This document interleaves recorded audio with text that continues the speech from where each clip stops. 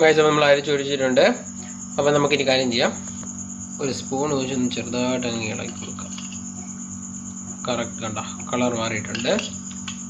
നമ്മുടെ കരിപ്പൊടി ചായ.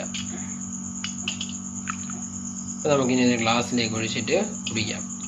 നല്ല അടിപൊളിയായിട്ടൊരു മണം വരുന്നുണ്ട് മസാലയുടെ ഒക്കെ. മെയിനായിട്ട് ആ ചുക്കിൻ്റെ സ്മെല്ലാണ് വരുന്നത്. അടിപൊളി. എടുക്കാം.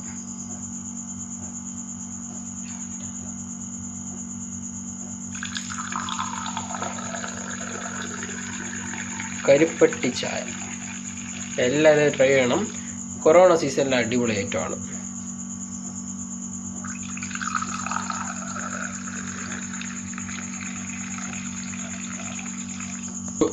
അടിപൊളി ഐറ്റമാണ്. വളരെ ഈസിയാണ്, നല്ല ടേസ്റ്റിയാണ്. അപ്പോൾ എല്ലാവരും ട്രൈ ചെയ്യണം തീർച്ചയായും.